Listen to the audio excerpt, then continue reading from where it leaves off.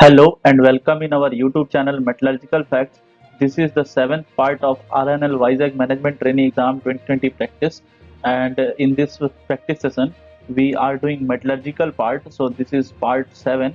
Before this, we have given 6 part. And to watch the previous videos, you can go through the RNL Vizag 2020 playlist, and you can watch all those previous videos. That will be very beneficial for your for practice purpose. Okay, so go through the playlist to watch previous videos. So the first question is creep resistance decreases due to. So we all know what is creep and what is creep resistance. This is the four options given, that is a small size, small grain size, fine dispersite size, low stacking fault energy, and high melting point. Okay, so this creep means, creep is basically the permanent deformation of material. This is basically the permanent deformation of material under loading or under load as a function of time. So this is important, this is as a function of time. So I am writing here by which factor we can increase the creep resistance. Okay, so I am writing here the first and foremost thing, we need high melting point materials for the production of creep resistance material. So we use high melting point material, that is super alloys. We use super alloys for this purpose, and the super alloys are basically iron based, nickel based, and cobalt based. So all of these three elements have near about 1500 degree centigrade melting temperature. So this creep resistance material needed high melting temperature. So the second thing is fine dispersite size. So fine dispersite size is also related to something related to the super alloys. Okay, so for creep resistance material we need fine dispersite size. The third thing is a low staking fault low staking fault energy. Okay, so low staking fault energy means we by this creep cross slip will be difficult. Okay, so cross slip will be difficult, slip will be difficult. Okay, so I am writing here, and the fourth thing is that in most of the metallurgy process we need a fine grain size for enhancing the desirable mechanical properties. But for creep we need single crystal, and single crystal is desirable, but this is very costly production of single crystal. So we can use the coarse grain, so that this coarse grain may not have may not have large number of grain boundaries. So that will not the grain boundary sliding process will not happen in during the creep process at high temperature. Okay, so in this list we can see that we these four things are necessary for creep resisting material. Okay, so in options we can see we need single crystal or coarse grain, but they have given the small grain size. So this is the correct answer for this question, because this is something which creep resistance decreases. Okay, and by these all factors creep resistance increases. So we saw that we can increase the creep resistance by these four things. Okay, so we should remember about these things. So the next question is, which one of the following factor is not desirable for effective phosphorus removal in BOF steel making? Okay, so this is basic oxygen furnace steel making, and they are asking about removal of phosphorus. So what are the benefits of removing the phosphorus? So we can get steel with lower sulfur and phosphorus content in steel, final steel. Okay, so that is for high alloy steel. In most of the cases of high alloy steels we will get lower sulfur as well as lower phosphorus in steels. Okay, so the next thing is we can control on the extent of segregation that happens during the casting process, segregation of phosphorus in continuous casting. Okay, so the next third point is that this is very important, because this is related to the cost of the production. Okay, so in by removing the phosphorus we can increase the recycling of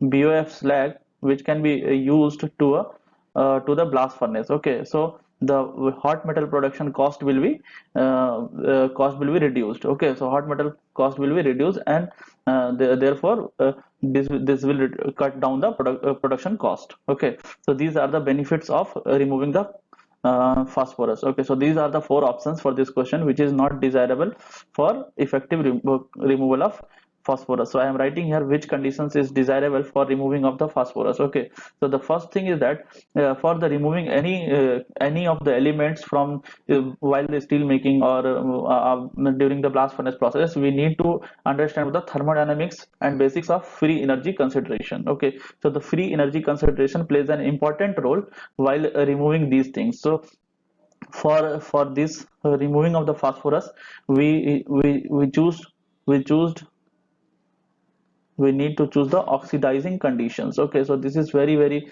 important point, that we need to oxidizing conditions, and we need basic slag. Okay, so for basic slag we need to choose FeO also. So basic slag with FeO, we need higher FeO content in slag. Okay, so this will also make the oxidizing conditions. So the third point is that the removal can be done on the lower temperature. Okay, so low temperature is required for removal of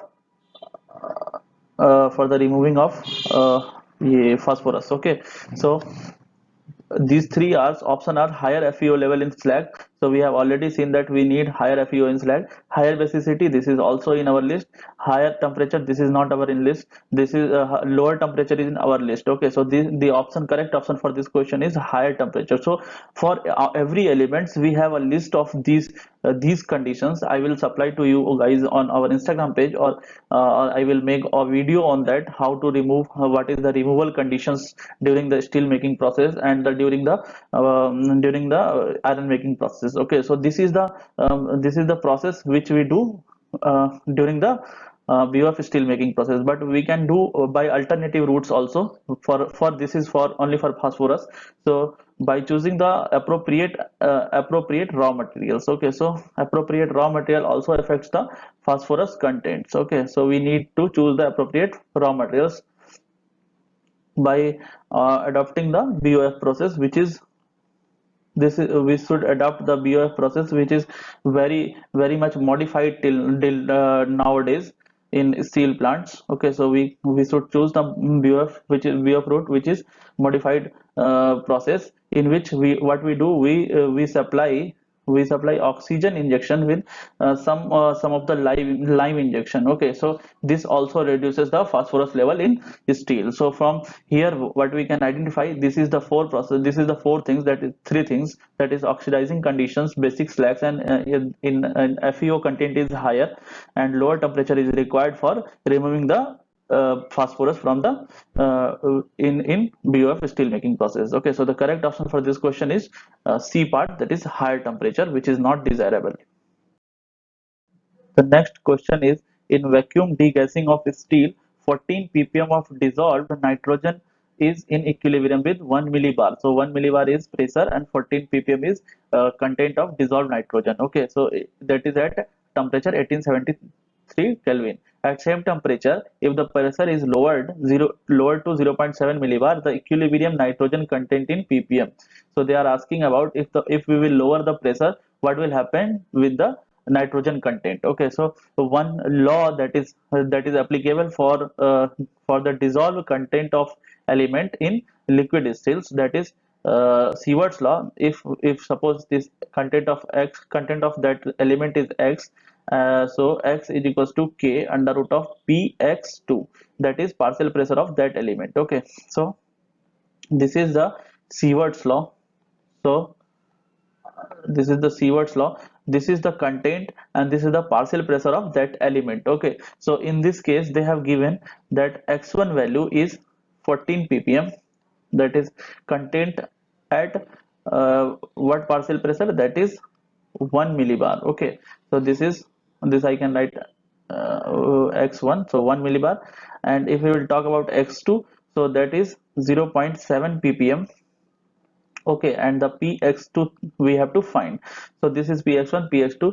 So what we can do from here, from this formula, we can we can easily relate we can easily remove this k constant value because they are asking about the same things, same temperature range. So what we will get x proportional to p x x2. Okay, so that is the under root of partial pressure of that element. Okay, so from here we can get one relation, that is x1 by x2 is equals to under root of px1 upon px2. Okay, so what we will get, we will get one equation, that is 14 by x1. We will put the value and we will get the answer. So we can find the x2 value, that is x2 will be uh, x2 will be 14 multiplied by 0.7, so this value will be 11.71. Okay, so the correct answer for this question is 11.71. So simply we can apply the Sievert's law, which is applicable for the dissolved gases into the liquid streams. Okay, so this Sievert's law I have already told in previous videos of RINL fifth or fourth part. Okay, so you can watch that video for the details of the Sievert's law, and here we solve the numerical problem related to the Sievert's law. Okay. So the next question is matching type question. So they have given group A and few of the manufacturing processes or manufacturing processes are given, and at second group B they have given few products. Okay, so we will see what how we can match this type of problem. So this is something new terms which is used, which is introduced to us in that year. Okay, so this is the Jarlowski process, and the second one is calendaring, the third one is pultrusion, and the S is thioxocasting. Okay, and the other side is single crystal of GAS, hypoeutectic aluminum silicon alloys, vinyl floor tiles, polymer matrix composite containing continuous fiber. So I will tell you everything. After telling everything, we will try to match. Okay, so this is the Jarlowski process, and one more process, that is float path method, which is used for the production of single crystal. Okay, so whenever you will see the single crystal, we can match the Jarlowski process or float bath method by the single crystal. Okay, so this is the single crystal of GAS, so we will write here PQRS. Okay, so now we will match this Jarlowski process to single crystal of gallium arsenide. Okay, so the next thing is calendaring. I have already introduced this calendaring in previous videos, but again I will tell here what is this calendaring. Calendaring is basically one of the polymer processing. Okay, so this is polymer processing by which we can produce high purity plastic sheet or film.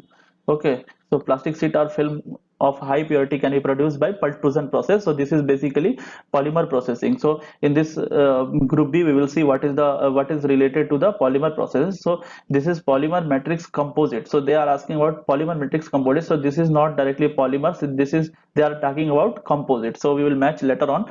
And this is vinyl floor tile. So this is basically polymer vinyl floor tile. Okay, so we will see what is the correct answer after seeing the next option. So this third one is pultrusion. Pultrusion is a very nice process for making the polymer composites. Okay, so they in composites they use for making it polymer composites. Okay, so polymer composites can be produced by using the pultrusion process. So pultrusion is basically related to the manufacturing of composites. So by by pultrusion process we can produce the polymer composites which we can use in aerospace automotive industry, and we can use the construction and in many of the industries. So we can use aerospace, we can use in automotive industries, and we can use for construction processes. Okay, so now we can match this. So we can match this R pultrusion with composite, that is 4, and we can match this Q with 3, that is polyvinyl floor tile or vinyl floor tile, and the rest one is the hypoeutected aluminum silicon alloy, that is thioxocasting. So we can match this by 2. Okay, so the correct answer is 1243. The code is 1342. We will match it So 1342 is correct answer, that is A. And we will see what is thioxocasting also. Okay, so this thioxocasting is basically near net shape process. So this is very new process which is used for near net shaping process. So and one more thing I want to tell you, that reho casting is also similar process. And however, this thioxocasting is the first commercial process which is used for the production of uh, production of uh, production of solid semi-solid processing. So we use this process for semi-solid processing. Semi-solid means half liquid and half solid part. Okay, so what we do in this thioxocasting process is that we use the reheated billets for casting the billets. Okay, so this is the thioxocasting process, and this is reho casting process, which is semi-solid processing. And this is also known as near net shape processing, and which is related to the hypoeutected aluminum silicon alloys. This hypoeutected aluminum silicon alloys can be produced by using this thioxocasting and reho casting. Okay, so we can match this question. So this is the code 1342, and we can match. The correct answer for this question is A part. The next question is the interplanar spacing of the first reflecting plane, and they have given that is lowest theta in FCC. So they are asking about interplanar spacing. So we know the formula for interplanar spacing, that is D is equals to A by under root of H square plus K square plus L square. So for finding the value of interplanar spacing, we should know about the lattice parameter, that is A, and this HKL value, that is Miller indices of that plane. Okay, so they have given one clue, that is first reflecting plane. So first reflecting plane in FCC, so we will write the H square plus K square plus L square ratios for this FCC crystal structure. We did many times. So this is 3 is to 4 is to 8 is to 11. So what we get from here, that H square plus K square plus L square value in FCC for first reflecting plane is 3. Okay, so we can divide it in HKL value, that is 111. So now we can put this value here. So this D, that is the interplanar spacing, is equals to D is equals to A by under root of 1 square plus 1 square plus 1 square, that will be A by root 3. Okay, so this is the correct answer. This is the easy question, but I am taking again and again because we do the silly mistakes in this type of question because of overconfidence only. Okay, so these are the very simple questions. And here what we can do, this A can be related also from the radius of that atom. Okay, so how we can relate, that is root 2a is equals to 4r for FCC crystal structure. Okay, and for BCC crystal structure, this is root 3a is equals to 4r. This is for BCC crystal structure. And a is equals to 2r. This is for SC simple cubic.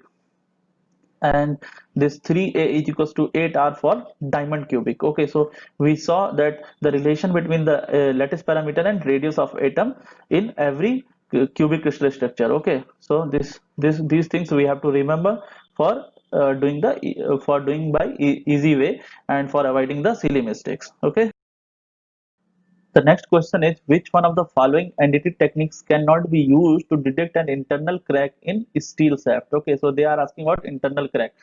So, before this, we should know about which NDT technique is used for uh, surface crack and which is used for internal crack. So I am classifying here. So this is the first technique, that is visual inspection. So this is visual inspection by endoscopy. Okay, so we can do the visual inspection by endoscopy also. So this is the visual inspection. The second thing is liquid penetrant test, and we can write like that, liquid penetrant inspection. And the third thing is magnetic particle inspection. So these are the three things. And the other editing techniques are this is fourth part is radiography. Radiography is used for, I have already told about the radiography in previous videos of JT videos.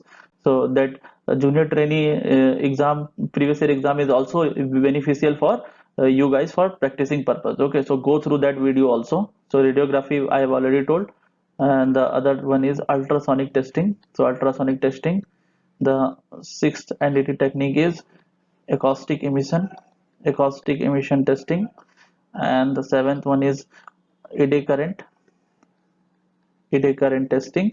And this X-ray tomography is also NDT technique. This is basically X-ray computed tomography. So this is also known as X-ray CT. Okay, so this is X-ray computed, X-ray computed tomography. This is also used for to know the internal features in the materials. Okay, so these three these three are used for surface crack. Okay, so whenever they will ask about surface crack, we will check these options. Okay, so we can tick these options, or whenever they will ask about internal cracks, we can eliminate these options. So what we can what they are asking here, that which one of the following edit techniques cannot be used to detect an internal cracks. Okay, so we can identify that liquid penetrant inspection cannot be used for the surface for internal cracks. Okay, because I have written that this is used for surface crack, and these all are used for internal cracks. Okay, so this is the basic things for the classification. So okay, so there are many others, that is principal, and and which entity technique is suitable for the which kind of material. Suppose for magnetic particle inspection we cannot do for paramagnetic, this is only for ferromagnetic material. So there are many other factors which depends which depends on which techniques we should utilize for identifying the defects in the material. Okay, so this is X-ray tomography. This is new for us. So we will see this. What is this? This is basically used for the characterization purpose, and this can identify the microstructure. This can identify the microstructure. This can also identify the defects, and this can also identify the crystallography, crystallography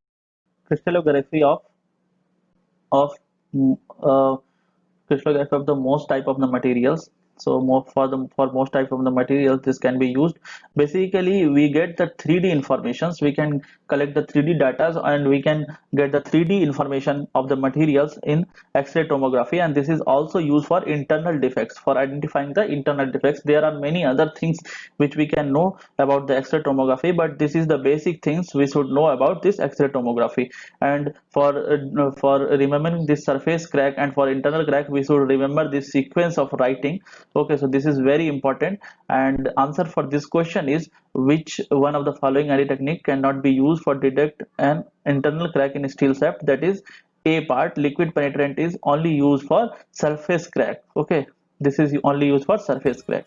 Thank you guys for your attention. Hope you guys have learned something new in this video, and we will try to add more and more videos if we will get positive response and valuable feedback from your side. Okay, so please give us feedback in comment section, and subscribe our channel and press bell icon to get notifications for upcoming videos.